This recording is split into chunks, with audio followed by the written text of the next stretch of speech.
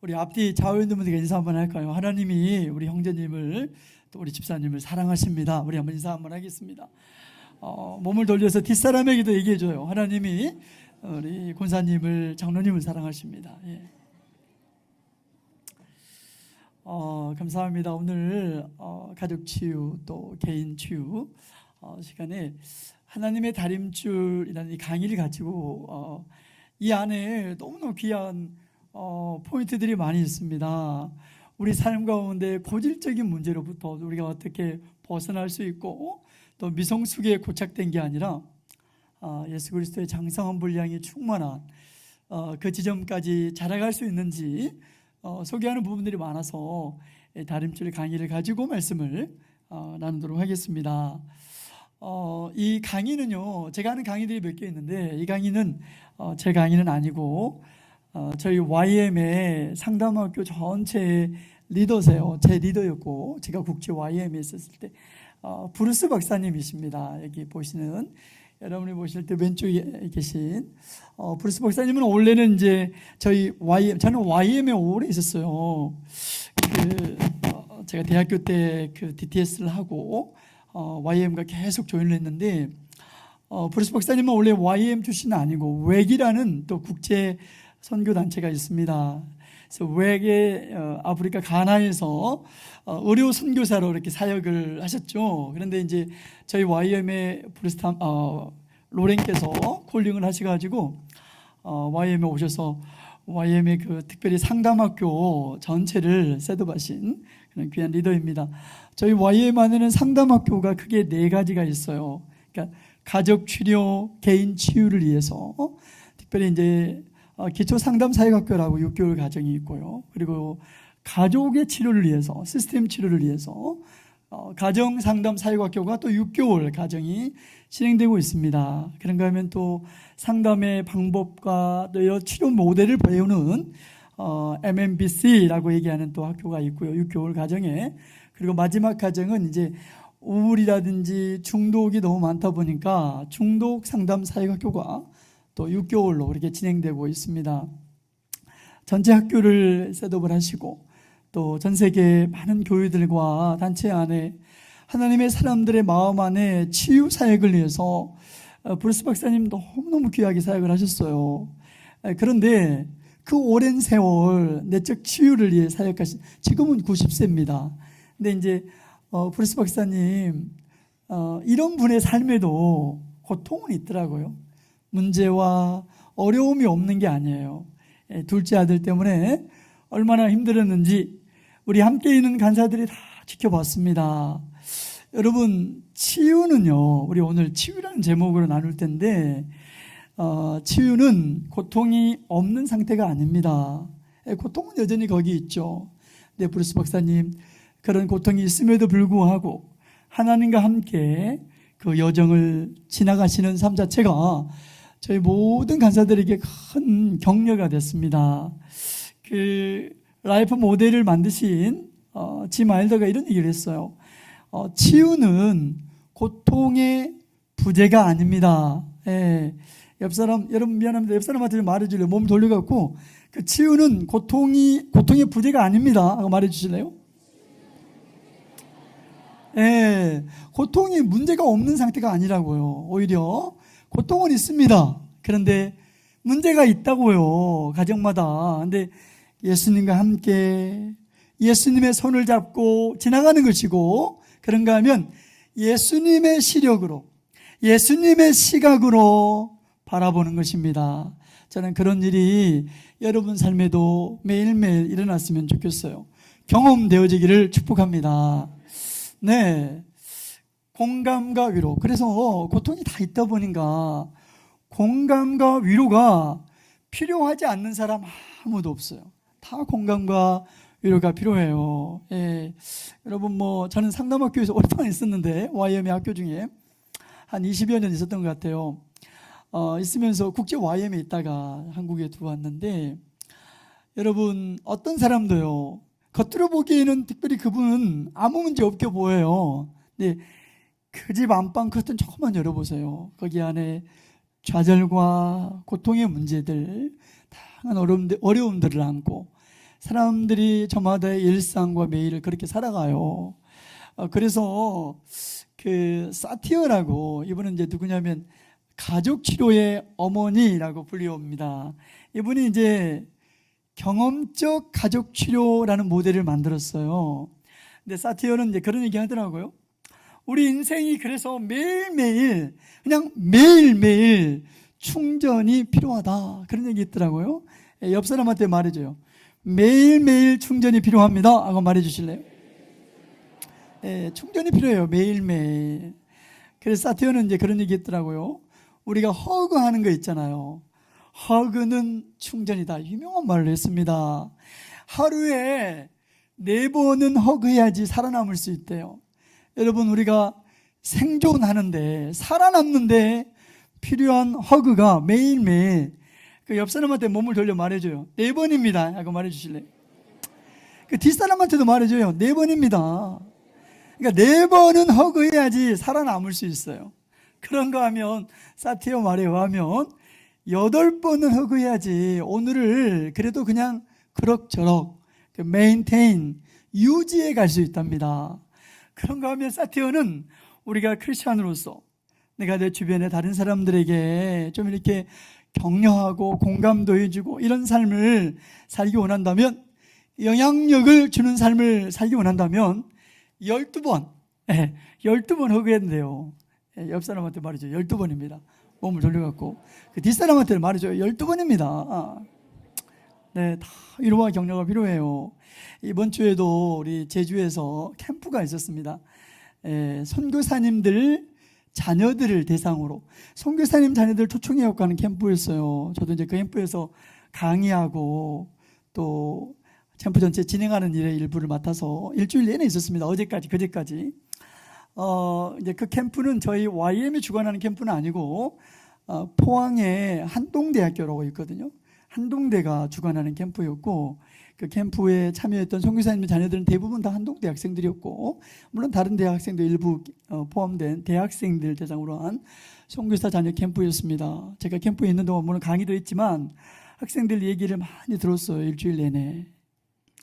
여러분, 제가 이번에도 다시 보았어요.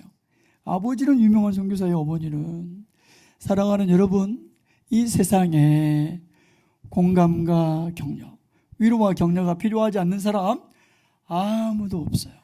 다 필요해요. 여러분, 옆 사람 얼굴 한번 봐보세요. 얼굴 보세요. 마스크 써가지고 보이지도 않지만 다 공감이 필요하고 다 위로가 필요해요. 다 일어나가지고 허그하고 그러면 좋겠는데, 또 뭐 코로나가 다시 뭐 확진되고 확진자가 늘어난다고 아쉽습니다. 그래도 얘기해줘요. 옆 사람한테 한 번 더 얘기해 줍시다. 집사님, 하나님이 우리 집사님을 사랑하십니다. 한번 얘기해 줄까요? 몸을 돌려서. 여러분, 몸 돌려 뒷사람한테 말해줘요. 같은 교회 다니게 돼서 제가 너무 기뻐요, 집사님하고 말해줘요. 뒷사람한테. 우리 권사님, 제가 같은 교회 다니게 돼서 너무 기쁩니다. 네, 감사해요. 여러분, 이 하나님의 다림줄이라는 이 강의는 우리 마음에 관한 강의입니다. 내 마음의 여정. 그래서 내 마음이가 어떻게 하면 그 상처받은 마음대로 살아가는 게 아니라, 그러니까 우리가 상처받은 마음대로 살아가다 보면 교회 공동체 안에서도 또 상처받고 또 상처 주고 이런 삶을 반복하거든요. 그래서 상처받은 마음으로 사는 게 아니라 어떻게 하면 예수님이 주신 마음으로 살아갈 수 있을까? 자라갈 수 있을까? 이런 고민 속에서 디자인된 강의가 이 강의입니다. 그래서 이 강의의 핵심은 마음이에요. 마음에 관한 강의입니다. 여러분, 우리 성경도 마음에 관심이 많잖아요. 우리 에베소서 말씀 한 절만 좀 읽어보고 오늘 강의 말씀을 나누도록 하겠습니다. 우리 4장 13절 같이 한번 읽어볼까요? 함께 읽겠습니다. 시작.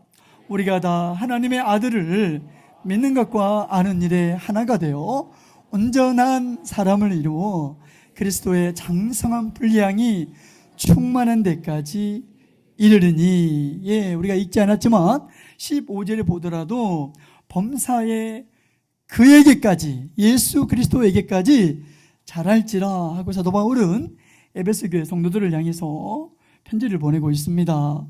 여러분, 사도 바울이 지금 에베소 교회 성도님들에게 자라가라고 얘기하는데, 여기서 이 자라가, 여러분, 그러면 뭐 몸이 자라는 거 아니잖아요.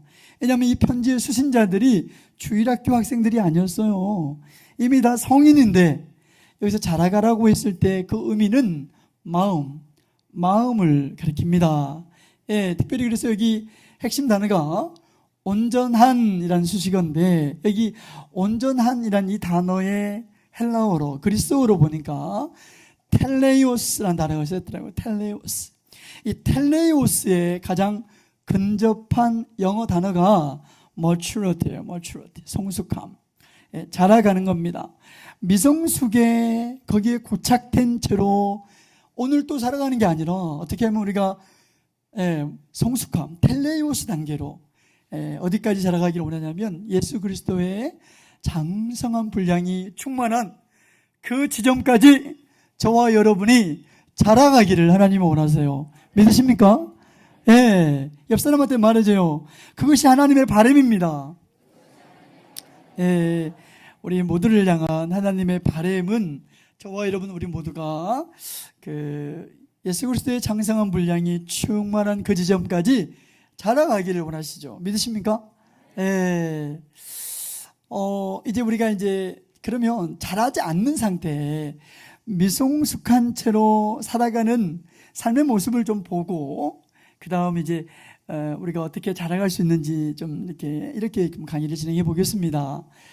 먼저 미성숙한 사람을 볼 텐데, 미성숙한 사람들의 삶의 모습을, 라이프 스타일을 우리가 그냥 여러 가지로 표현할 수 있겠지만, 이 강의의 특징은 그림이 많이 나와요. 여러 가지 이미지로, 그림으로, 특별히 상징으로 보여주는 강의가 이 강의의 또 다른 특징이기도 합니다. 그게 이제 브루스 박사님의 성향이에요. 이제 저희 상담학교 스텝 간사님들이 이제 고나에서도, 또 제가 스위스 로잔에 있을 때도 함께 모여서 이렇게 중보기도 하잖아요. 하나님의 음성을 듣고 우리가 타겟하는 어느 지역이든 나라든 이렇게 위에서 기도하고 이렇게 나눌 때 보면은 사람들이 이제 일반적으로는 보편적으로 이렇게 하나님의 말씀이 생각났다고, 아니면 하나님이 이런 마음을 주셨다고 이렇게 나누곤 하는데, 브루스 박사님은 항상 그림을 보더라고요. 이미지를, 거룩한 상상력을 통해서 하나님이 말씀하시는 그런 접근을 통해 나누는 것을 저희들이 많이 보았습니다. 이제 브루스 박사님의 성향이에요. 근데 그 브루스 박사님의 이 강의의 저자의 성향이 이 강의에 고스란히 묻어나 있어요. 그래서 그림이 많이 나옵니다. 이제 우리 미성숙한 사람들의 삶의 모습을 볼 텐데, 그림을 통해서 보겠습니다.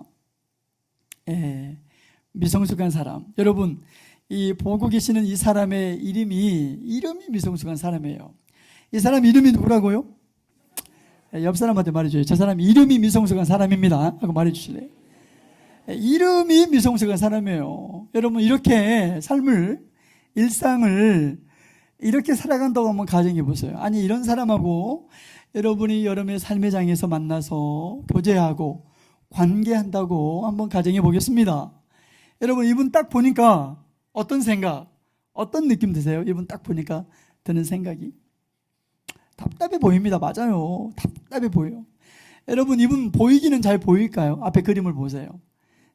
보세요. 앞에 그림 보니까 그 앞에 투구 앞에 열린 부분으로밖에 보이지 않겠잖아요. 그 부분밖에 보이지 않아요. 그런가 하면 이분 보지도 잘 못하지만 귀도 보세요. 자세히 관찰해 보면 귀도 뭔가 지금 막혀 있는 것 같아요. 잘 못 듣는 사람입니다. 옆 사람한테 말해줘요. 잘 못 듣는 사람입니다. 이분들과 여러분이 대화하다 보면은 여러분이 이분에게 다 말했거든요. 그 대상에게, 상대에게 다 말했는데 듣다가 이분들이 하는 말이 언제 그 말 했냐고. 옆 사람한테 말해줘요. 그런 사람이 있습니다. 이런 경청을 적극적 경청이 아니라 선택적 경청이라고 말해요. 그러니까 얘기할 때 맥락 전체를 듣는 게 아니라 내가 띄엄띄엄 듣는 거예요. 내가 듣고 싶은 것만. 그러다 보니까 관계 안에서 느끼는 것은, 관계의 대상이 이런 분과 관계하는 사람들이 보편적으로 느끼는 건요, 옆 사람한테 말해줘요. 답답합니다. 뒷사람한테 말해줘요. 답답해요. 말해줘요. 또 이분 딱 보니까 어떤 생각 드세요?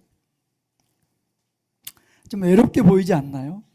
뭔가 외롭게 보이고, 그리고 지금 방어하고 있잖아요. 방어적인 모습, 디펜스하고 있습니다. 여러분, 어떤 분하고 관계하다 보면 여러분이 별말 안 했는데도 유난히 그 방어적인 사람들이 있습니다. 예, 무슨 말하면 너는 어떻고 하면서 방어적인, 예, 옆 사람한테 말이죠. 그런 사람이 있습니다. 방어적인 사람들. 왜 그러면 사람들이 방어적인 이런 삶의 태도를 취할까요? 삶 속에서, 관계 속에서.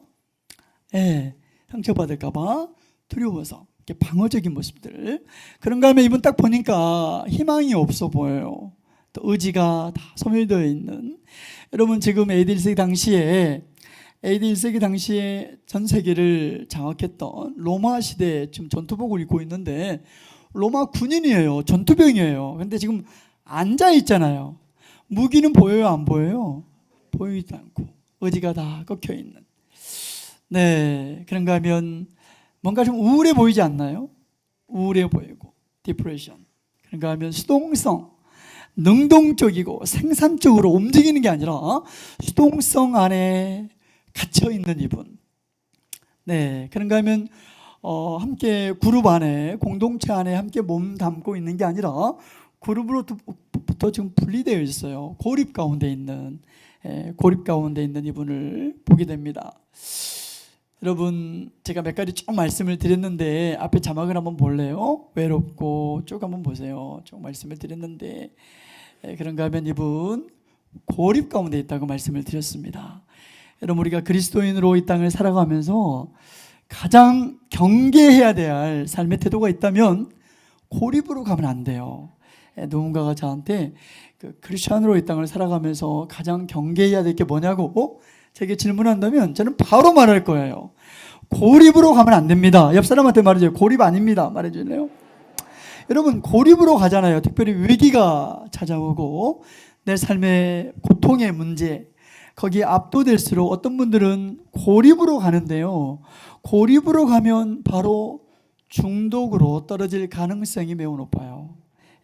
위기가 있고 힘들고 어렵고 고통의 문제 한복판에 있을 그때일수록 우리는 함께 있어야 돼요. 공동체가 반드시 필요합니다. 여러분, 보통 우리 집 아니면 우리 주변의 정원들은 혼자서도 가꿀 수 있죠. 근데 우리 마음이라는 정원은 혼자서는 가꿀 수 없어요. 함께 있는 게 필요해요. 공동체가 너무너무 중요한데 지금 이분은 이렇게 고립되어 있어요. 미성숙한 사람들의 지금은 우리는 삶의 모습을 좀 보고 있는데 그런가 하면 이분 좀 자세히 또 보시면 우울해 보이고 그리고 소망 없어 보이는 분들, 또 두려움 가운데 갇혀 있는 삶의 모습을 보고 있습니다. 여러분, 오늘 이제 우리가 이 짧은 오늘 오전과 오후 시간에 여러 그림들을 볼 텐데 제 바람은 성령께서 이곳에 오셔서 우리 마음 가운데 오랜 세월 덮여있던 베일을 하나님이 좀 열어주시면 좋겠어요. 그래서 그냥 추상적인 어떤 개념이 아니라 아니면 여러분이 보면서 어떤 사람이 생각나는 게 아니라 내 마음의 베일을 열어서 내 안에 혹시 이런 영역, 이런 모습이 나의 삶의 모습은 아닌지, 내 마음이 이런 모습은 아닌지 하나님의 계시로 가득했으면 좋겠습니다. 그렇게 되기를 축복합니다. 네, 그런가 하면 이렇게만 사는 게 아니라 미성숙한 사람의 모습도 볼 텐데 여러분, 이 자매님도 이름은 똑같아요. 옆 사람한테 말해줘요. 저 자매님 이름도 똑같습니다. 말해줄래요? 이 사람 이름도 미성숙한 사람이에요. 여러분, 이분 딱 보면서 어떤 생각, 어떤 느낌 드세요? 이분 딱 보니까 드는 생각. 맞아요. 공격적으로 보이지 않나요? 뭔가 좀 공격적으로 보이는. 여러분, 저기 앞에 그 날카롭게 보이는 화살 끝을 좀 보십시오. 제가 지난번에도 어디 몇 년 전에 강의 갔다가 물어봤어요. 저 화살 끝, 저 날카롭게 보이는 저 화살 끝은 뭘 가리킬까요? 관계 안에서 물었더니만 그때 오늘처럼 어떤 주일학교 학생들이 그 모임에 참여했었어요. 근데 초등학교 한 2학년 된 애가 제가 쟤한테 물어본 것도 아닌데 걔가 말하더라고요. 상처 주는 말이래요. 피 피 날아서 꽂히면 얼마나 아파요. 그렇게 상처 주면서 또 상처 주는 분들이 자주 하시는 말씀들이 있죠. 나는 그래도 뒤끝은 깨끗하다고. 근데 여러분, 옆 사람한테 말해줘요. 당한 놈은 뒤끝 안 깨끗합니다. 말해줘요. 아파요. 얼마나 아픈지 몰라요.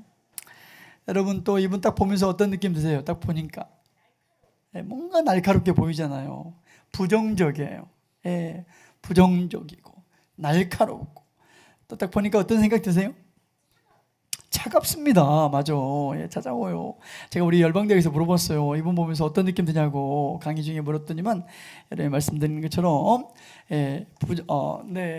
공격적으로 보이고 또 부정적으로 보이고, 그런가 하면 뭔가 좀 화가 난 것 같아요. 분노. 여러분이 아침에 이렇게 직장에서 내일 출근하셔갖고 여러분 같은 팀 안에 있는 어떤 분 그냥 얼굴 딱 봤는데 얼굴 모습이 화났네, 내가 딱 봤을 때. 그래서 여러분이 어렵게 그분에게 물어보는 거예요. 아니, 오늘 좀 화난 것 같다고 물어보면 이런 분들이 있습니다. 화 안 났다고 옆 사람한테 말이죠. 그런 사람이 있습니다. 말이죠. 분노, 이미 분노 안에 갇혀있는, 그런가 하면 또 비판적인 모습들. 여러분, 미성숙한 사람들의 삶의 모습 중에 하나예요. 비판적인 거죠. 옳고 그름을 따지고 비난하는. 근데 이제 왜 그렇게 옳은 소리를 많이 하시는데도 불구하고 그렇게 많이 하시는 본인은 잘하지 않았을까? 여러분, 남을 향한, 다른 사람을 향한 나의 그 비판이, 나의 그 비난이, 나의 이슈는, 정작 나의 이슈는 다 덮어버려요. 그래서 본인은 잘하지 않는, 그렇게 옳은 소리를 많이 하는데, 그런 경우 굉장히 많습니다. 슬픈 이야기예요. 여러분, 비난할 때 간혹 건설적 비난 이런 얘기 표현하던데, 건설적 비난이란 없습니다. 옆 사람한테 말해줘요. 건설적 비난 없습니다. 빨리 말해줘요.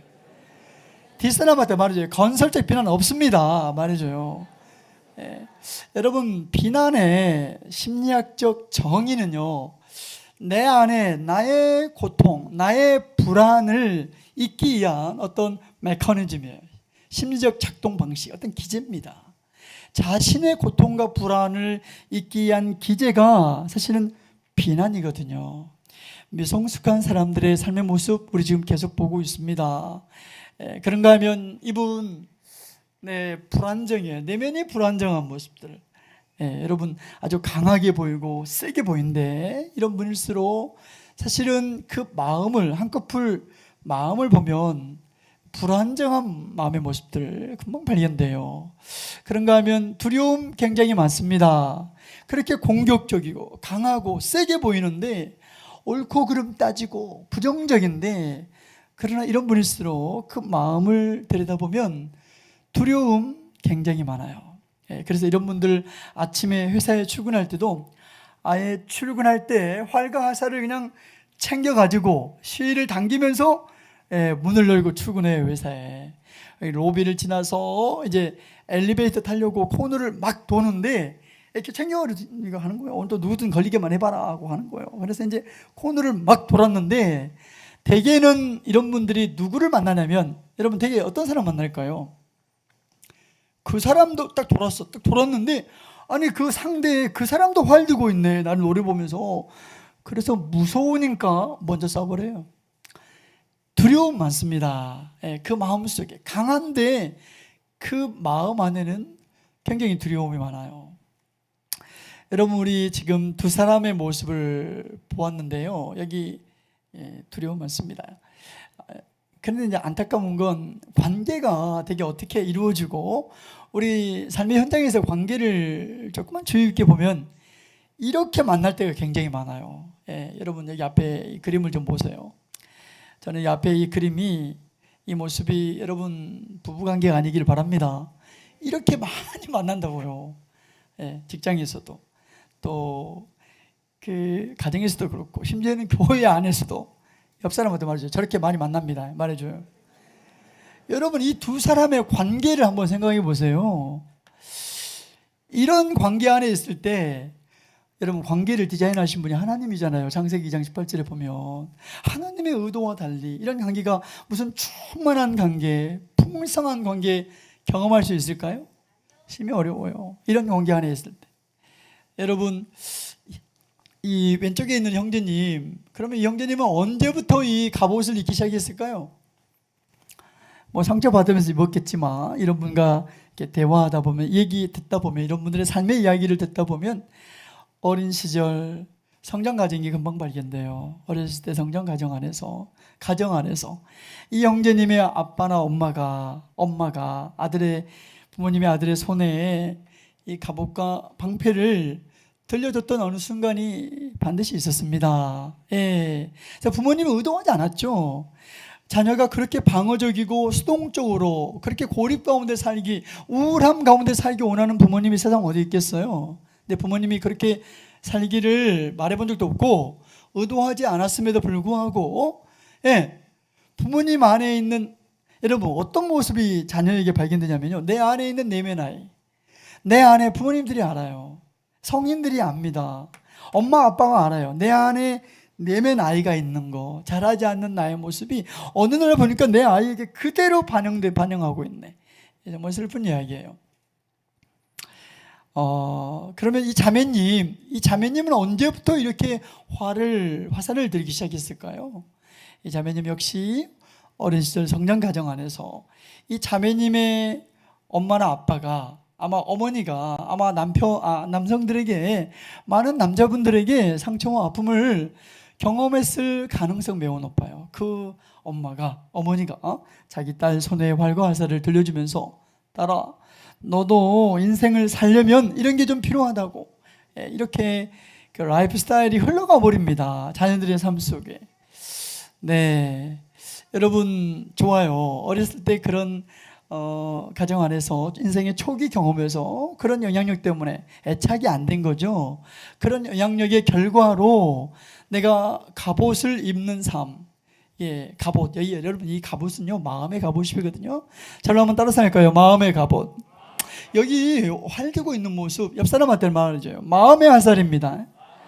여러분 이런 모습들 좋아요. 어렸을 때 삶의 결과, 예, 좋아요. 그런다고 합시다. 자, 그러면 지금이라도 이 갑옷 입고 있는 이분, 아니 이 갑옷만 벗으면, 활과 화살만 내려놓는다면 이분 관계 안에서 풍성함과 충만함을 경험할 겁니다.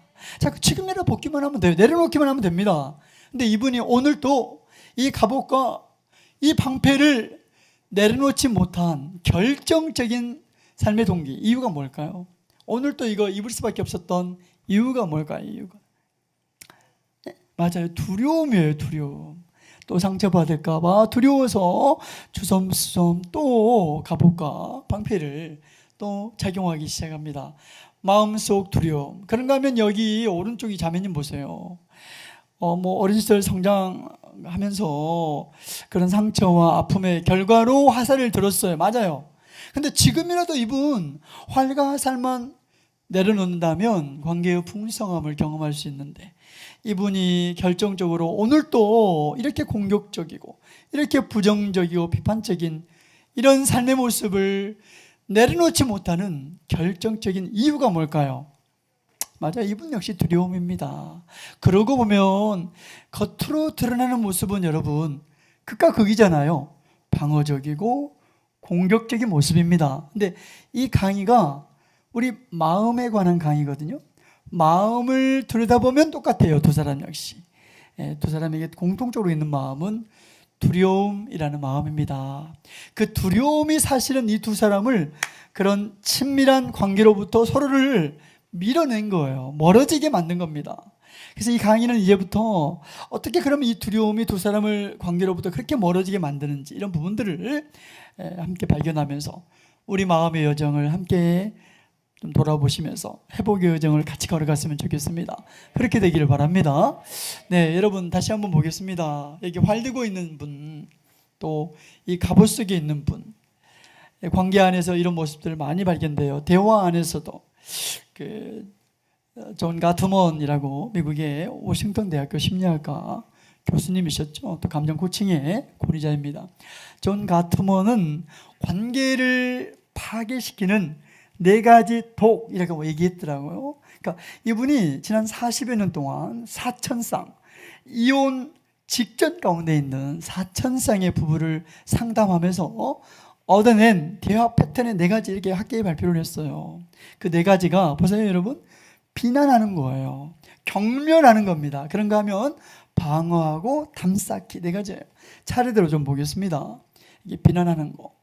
되게 이제 비난하는 말, 무시하는 말을 통해서 상대를 우리가 비난하잖아요. 그런가 하면 경멸하는 거, 예, 욕하거나 아니면 비아냥거리는 거, 콧방귀 뭐 이런 게 경멸 아니겠습니까? 여기 비난과 경멸은요, 아까 화살 들고 있던 그 자매님 공격적인 삶의 모습을 보여준다면, 그런가 하면 여기 방어하기, 네, 가정 안에서 당신은 뭐 잘한 거 있냐고 방어하는, 또 그런가 하면 담을 쌓는, 여기 방어하기와 담쌓기는 아까 갑옷과 방패 속에 있던 그 사람의 모습을 반영해 줄 겁니다. 네, 앞을 보시겠습니다. 여러분, 이 패턴으로 만약 계속 간다면 관계가 풍성한 관계를 경험하지 못할 뿐만 아니라 파괴돼요. 깨어져 나갑니다. 이런 모습들 때문에 안타깝게도 의도하지 않았지만 그렇게 아름답게 결혼했는데 가정들이 분리되고 또 이혼하는 그런 사례들이 굉장히 많아요. 교회 안에도 예외는 아닙니다. 사랑하는 여러분, 자 보세요 여러분. 자, 다시 한번 앞을 보겠습니다. 먼저 저는 우리 모습을 보면 좋겠어요. 여러분, 이 두 그림, 여기 두 이미지를 보면서 여러분의 삶을, 나의 모습을, 내 마음을 반영해 주는 그림은 어떤 그림인지 하나님의 계시가 있었으면 좋겠어요. 여기 두 그림 중에 내 삶을, 내 마음을 반영해 주는 그림은 어떤 그림인지, 여러분 어떻게 살아오셨습니까? 오랜 세월 여기까지 오는 동안 이 두 그림 중에 나를 반영해 주는 그림은 어떤 그림인지 하나님의 계시가 있었으면 좋겠어요. 그렇게 되기를 바랍니다. 여러분, 여기 브루스 박사님이 어디서 인사이트를 얻어서 이걸 만들었냐면, 여기 활 들고 있는 자매님 한번 예를 보겠습니다. 이 활을 얼마나 이걸 강하게 잡고 있는지, 이 활이 손에 자세히 보면은 그냥 아예 그냥 어떤 분이 붙어버린 분이 있어요. 이게 활과 손이. 예. 사실은 이제 일반 심리학에서 이걸 페르조나, 가면이라고 그러잖아요. 거기서 인사이트를 얻어서 가져온 거거든요. 근데 가면을 이렇게 썼다 벗었다 할 수 있어야 돼요. 아예 가면을 안 쓸 수는 없죠. 그래야 결혼도 할 수 있습니다. 근데 이걸 썼다 벗었다 하는 게 필요한데, 어떤 분은 가면이 피부가 돼버린 분이 있어요. 그런 나의 삶의 라이프 스타일이 그냥 내 삶이 돼버린, 공격적이고 부정적이고 그런가 하면 방어적이고 수동적인 그런 삶의 모습이. 사랑하는 여러분, 저는 하나님께서 오늘 오전 예배 동안에 우리 마음을, 오랜 세월 덮여있던 내 마음의 베일을 열어서 보여주시면 좋겠습니다. 그렇게 되기를 바랍니다. 예. 여러분, 제가 두려움도 계속 말씀을 드렸는데, 자, 그러면 결국은 두려움 때문에, 잘 보시겠습니다.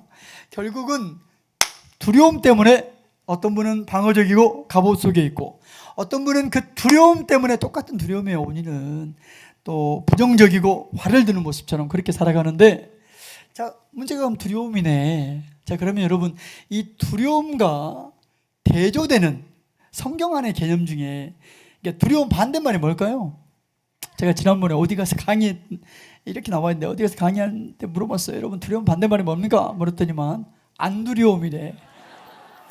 그거 말고 성경에 나와 있는 두려움과 대조되는 개념, 반대되는 개념은 맞습니다. 사랑이거든요. 옆 사람한테 말이죠. 사랑입니다. 성경 여러 권에서 확인되는 말씀이죠. 요한일서 한 군데만 보겠습니다. 4장 18절인데 우리 자막을 보면서 같이 한번 읽어보겠습니다. 시작. 사랑 안에 두려움이 없고 온전한 사랑이 두려움을 내쫓나니. 예. 여기 자세히 이 말씀을 좀 관찰해 보면 수사법이 사용됐어요. 대조라는 수사법이 사도 요한이 의도적으로 대조라는 수사법을 사용해서 사랑과 두려움을 대조해서 지금 설명하고 있는 걸 보게 됩니다. 여기 보니까 사랑 안에, 사랑이 있는 곳에 두려움이 거기 함께 공존할 수 없답니다. 그런가 하면 내 안에 그 두려움, 내 마음 안에 두려움이 많다가도 온전한 사랑이 내 마음을 채우기 시작하면 우리 속 마음 깊은 곳 두려움이 쫓긴대요. 그렇게 되기를 바랍니다. 사랑하는 여러분, 여기 사랑이라는 단어는 그 그리스어로는 이게 아가페라는 단어가 쓰였더라고요. 하나님의 사랑입니다. 또 맥락을 보면 실제로 아버지의 사랑을 지금 사도 요한이 얘기하고 있어요. 하나님 아버지의 사랑을 얘기하다가 그 사랑을 온전한 사랑이라고 지금 얘기하고 있습니다. 우리 다시 한번 이 말씀을 여러분 목소리가 여러분의 귀에 들리도록 같이 한번 읽어보겠습니다. 준비 시작. 사랑 안에 두려움이 없고 온전한 사랑이 두려움을 내쫓나니 그렇게 되기를 바랍니다. 여러분, 두려움으로부터 자유케 되려면요, 하나님 아버지께서 부으시는 그 온전한 사랑이 내 마음을 채우기 시작할 때 우리 마음속 두려움이 내쫓기게 되는 거죠. 그렇게 되기를 바랍니다. 저는 이 앞에 우리 제주열방대학 근처에 함덕 해수욕장이 있거든요. 이 앞에가 바다면 좋겠네요. 바다라고 하면 가정해 보겠습니다. 바다인데 문을 열면 봐도 바다예요. 근데 그 바다 이름이 아가페, 구약의 히브리어로는 헤세드가 되겠네요. 하나님의 사랑, 그 사랑이란 바다가 있다고 한번 가정해 보겠습니다. 문을 열고 우리 예배 마치고 문을 열고 나가실 때 그 사랑이라는 하나님의 사랑의 그 바다에 제 바람은 저와 여러분이 다 그냥 침례 다 잠겨버리면 좋겠어요. 그렇게 되기를 바랍니다. 그래서 우리 속에 오랜 세월 있었던 마음속 깊은 두려움, 그 두려움이 내쫓기는 이 말씀 그대로 우리 삶에 구현되는 그런 일이 있게 되기를 바랍니다. 축복합니다. 반드시 그렇게 되기를 바라요. 네, 여기 보니까 온전한 사랑이 열쇠예요. 하나님의 그 아버지의 그 온전한 사랑. 여러분, 그런 의미에서 그런 측면에서 두려움에 관한 성경의 대안이 있습니다. 저를 보시겠습니다. 눈을 크게 떠보세요. 두려움에 관한 성경의 대안은 부인이 아니에요. 안 두렵다. 디나이얼이라고 프로이드가 얘기했던 그 디펜스 메커니즘 방어 기제 중에 첫 번째가 부인이거든요. 두려움에 관한 성경의 대안은 부인이 아닙니다. 용기가 아니에요. 두려움에 관한 성경의 선명한 대안은 임재입니다. 임재예요. 하나님이 거기 계셔야 돼요. 그래서 그 하나님으로부터 부어지는 그 온전한 사랑에 내가 노출될 때 그때 우리 속 두려움이 비로소 떠나가게 되는 것이죠. 그렇게 되기를 바랍니다. 하나님의 임재가 답이에요. 옆 사람한테 말해줘요. 하나님의 임재가 열쇠입니다. 뒷사람한테 하나님의 임재입니다. 두려움에 대한 성경의 대안이에요. 하나님의 임재. 여러분, 하나님의 임재는요, 우리 삶에 변화를 가져오고 그런가 하면 오래된 트라우마, 외상을 치유하는 그런 능력이 하나님의 임재 안에 있는 것이죠. 하나님이 거기 계실 때 우리 삶의 변화가 시작됩니다. 트라우마가 치유돼요. 그렇게 되기를 바랍니다. 오늘 우리가 아침에 읽었던, 방금 설교 전에 읽었던 요한복음 5장에 보더라도 그 오래된 병 예수님이 고치시는 장면을 우리가 함께 보았습니다. 여러분, 여기 오래된 이 고질적이라고 그러잖아요. 일반적으로 고질적인 문제 이렇게 하면 뭐 세 가지 특징이 있겠죠. 첫 번째는 아주 오래된 문제예요. 옆 사람한테 말해줘요. 오래된 문제입니다. 이 문제가 내 삶에 너무 오래돼 갖고 내 삶의 일부가 돼버린 거예요. 내 존재의 일부가 돼버려요. 그래서 이게 문제라는 인식조차 없는 그런 걸 고질적인 문제라고 얘기합니다. 그런가 하면 고질적이라고 얘기했을 때는 이제 그동안 많이 애쓰고 힘써 왔어요. 근데 안 됐어. 자신의 힘으로는 해결할 수 없는, 내 힘으로는 해결할 수 없는 문제를 고질적 문제라고 얘기합니다. 그런가 하면 이게 해결이 안 돼가지고 지금 내 삶을 고통스럽게 하는 문제를 고질적인 문제라고 얘기합니다. 여러분, 우리가 보았던 그 요한복음 5장에 보면 그런 고질적인 문제를 가지고 사람들이 베데스다 연못가에 모여 있는 거 우리가 본문을 보면서 아까 함께 읽었었습니다. 여러분, 그 예루살렘 양의 문, 예루살렘에 뭐 10개의 문이 있잖아요. 그 중에 양문이라고, 그 양문 곁에 베데스다라고 불리우는 어떤 연못이 있었어요. 이 베데스다, 히브리어로는 이게 자비의 집 이런 뜻이거든요. 근데 이 베데스다라는 연못은 간헐천이라고 고고학자들은 얘기하더라고요. 그러니까 어떤 연못이냐면 가끔씩 물이 끓어올라요. 물이 끓어올라서 가끔씩, 그래서 이제 스스로 물이 움직이는 어떤 현상이 일어나는 그런 연못입니다. 간헐천이거든요. 근데 이런 현상을 보면서 유대인들은 어떻게 생각했냐? 마치 천사가 내려와가지고 물을 휘젓는다고 그렇게 생각한 거예요. 근데 이 생각이 어떤 믿음으로 발전하냐? 천사가 내려서 물을 휘젓는데, 저를 보세요. 휘젓는데 어떤 고질적인 질병, 문제, 아픔, 병을 가진 사람일지라도 천사가 물을 휘젓는다고 생각하면서 휘저을 때 어떤 병에 걸렸든 그 후대 맨 먼저 그 후대 들어간 사람은 어떤 병도 치유된다는 이런 신념으로 이 생각이 이렇게 발전한 거예요. 그래서 이제 이 말들이 입에서 입으로 막 퍼지면서 이게 대대로 흘러나오는 어떤 전설이 돼버렸습니다. 그래서 베데스다 연못의 특징은 병자들이 많이 모였어요. 환자들이, 수많은 각색 병자들이 버글버글 모여있는 곳이 그 베데스다 연못이었어요. 근데 그 연못 주변에 근데 많은 병자들이 있었는데, 감사하게도 예수님이 그곳을 찾아오시잖아요. 그리고 여기 5절에 보니까 그 중에 정말 고질적인 문제 가지고 있었던, 그 질병을 갖고 있었던 38년 된 병자 앞에 예수님이 서십니다. 그리고 그 예수님이 그 병자에게 이렇게 질문하세요. 우리 앞에 좀 자막을 보면서 보겠습니다. 우리 6절 말씀만 좀 같이 한번 읽어볼 텐데, 그 우리말 성경으로 최근에 번역된 성경 중에 하나죠. 우리 같이 한번 읽어볼까요? 함께 읽겠습니다. 시작. 예수께서 그가 거기 누워 있는 것을 보시고 또 그가 이미 오랫동안 알아온 것을 아시고 물으셨습니다. 내 병이 낫기를 원하느냐 하고 예수님이 물으셨어요. 네 병이 낫기를 원하느냐? 예수님이 그 오래된 병 가운데 있는 그 환자를 향해서 이렇게 질문하신 거죠. 여러분, 저를 보시겠습니다. 예수님이 지금 네가 낫기를 원하느냐 이렇게 단순하게 질문했어요. 심플하게. 그러면 어떻게 답변하는 게 맞아요? 일반 상식적으로는 네, 맞아요. 네, 주님 낫고 싶습니다 이렇게 단순하게 말하면 되죠. 근데 이 환자가 어떻게 말해요? 답변을? 그 다음 7절에 보니까 환자가 이렇게 대답해요. 선생님, 같이 한번 읽어볼까요? 시작. 선생님, 물이 움직일 때 못에 들어가도록 나를 도와주는 사람이 없습니다. 내가 가는 동안 다른 사람들이 나보다 먼저 물속에 들어갑니다. 이렇게 얘기하고 있는 여기 38년 된 병자의 답변을 우리가 보게 됩니다. 여러분, 지금 내 앞에 지금 누가 서 계신 거예요? 온 세상을 창조하신 그분, 진정한 우리 문제의, 이 고질적인 문제의 해결자, 치료자 되신 예수님이 앞에 서 있는데도 그 예수님이 네가 낫고자 하느냐 이렇게 말씀하는데도 이 고질적인 문제 가운데 이 환자는 뭘 계속 보고 있어요? 계속 물을 보는 거예요.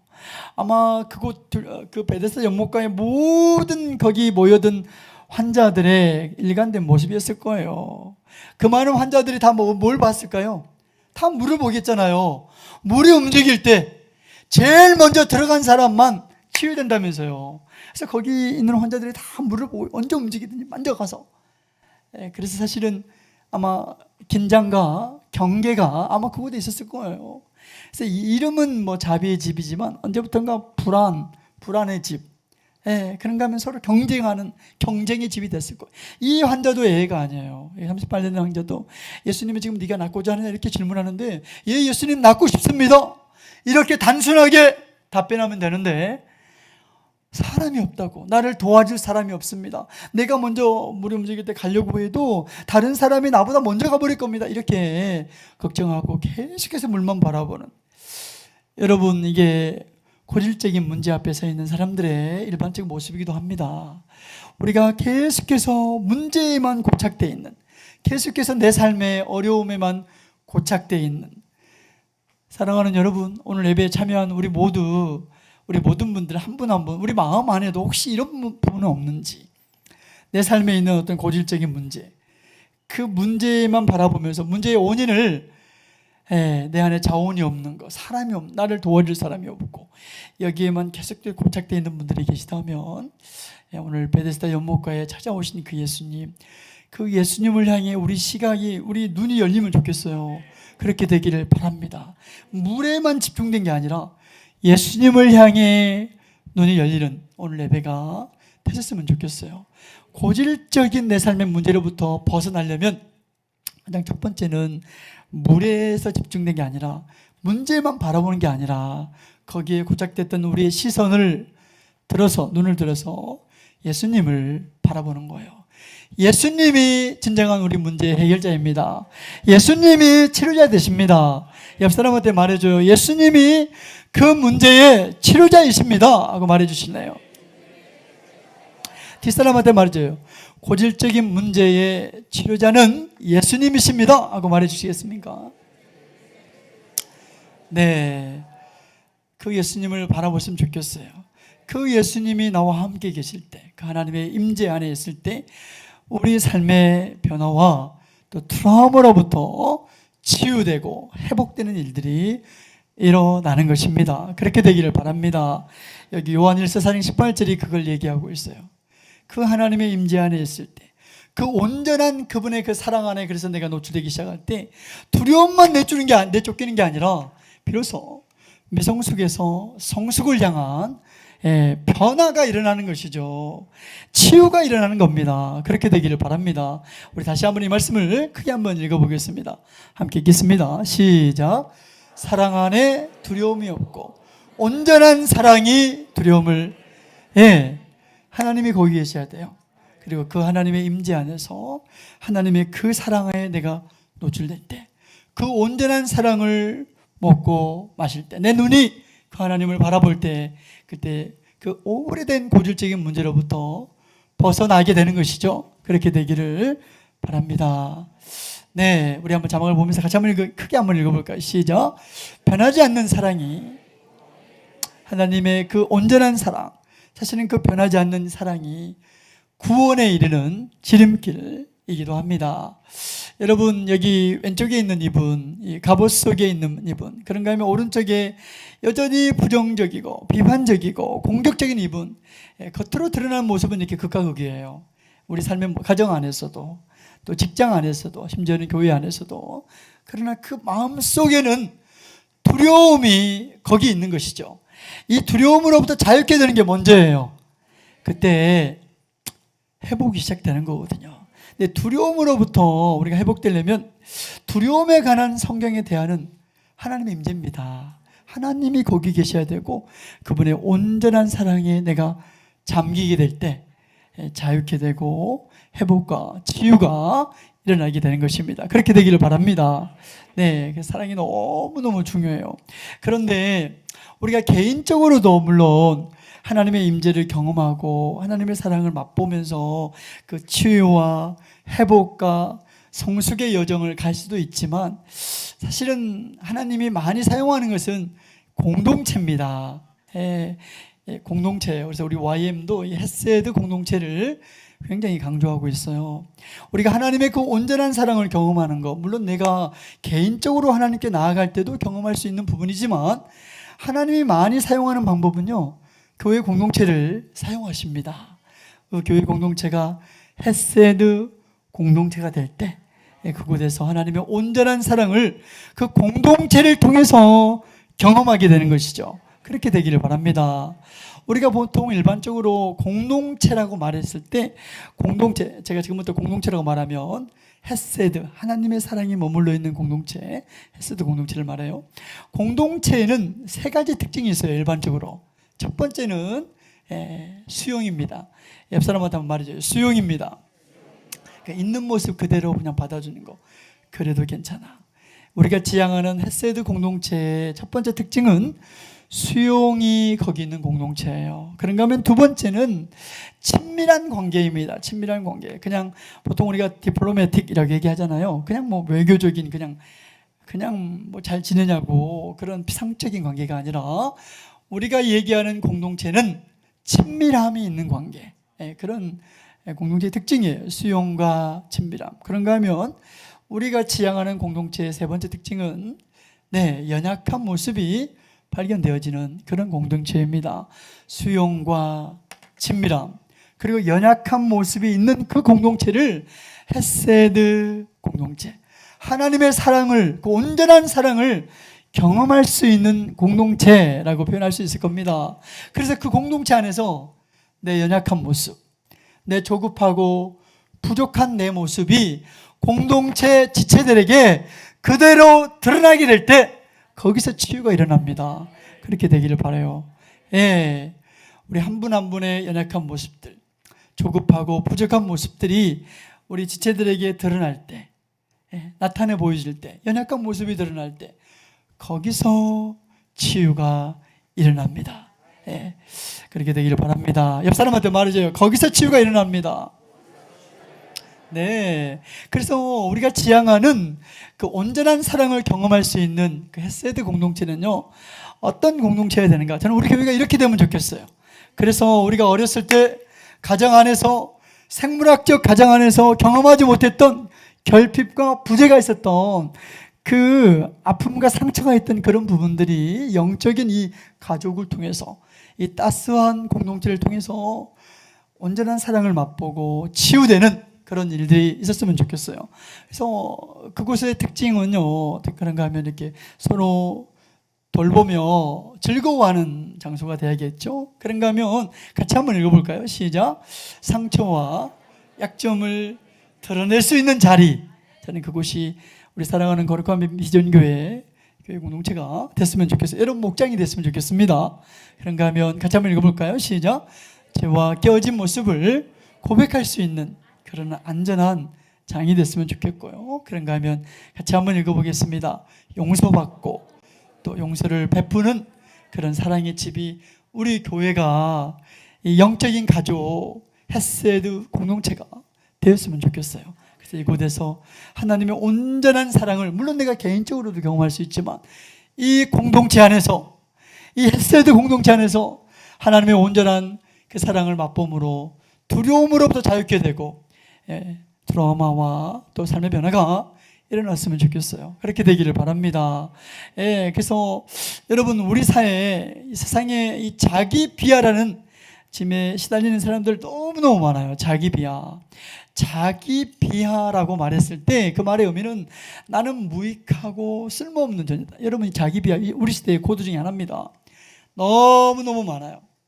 그래서 우리 교회가 오늘 이 주일도 그 가족 치유 또 개인 치유라고 정하고 이렇게 함께 치유 주일로 이렇게 지내고 있는데, 저는 우리 교회 공동체 안에 이 두 단어가 우리 교회 축이 되면 좋겠어요. 용서와 축하. 우리 교회를 그려주는 선명한 두 단어, 용서와 축하가 이곳에서 있었으면 좋겠어요. 여기 경험했으면 좋겠다고 옆 사람한테 말해줘요. 용서와 축하입니다.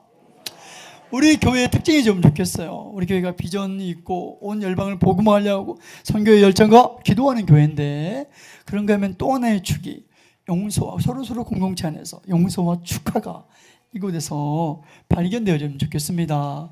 여러분, 용서란 무엇인가? 헨리 나우에는 용서를 이렇게 정의했더라고요. 용서는 상대를 하나님이 아닌 존재로 그냥 두는 것이다. 너무 정의가 잘 됐어요. 여러분, 우리 주변에 있는 사람 하나님 아니에요.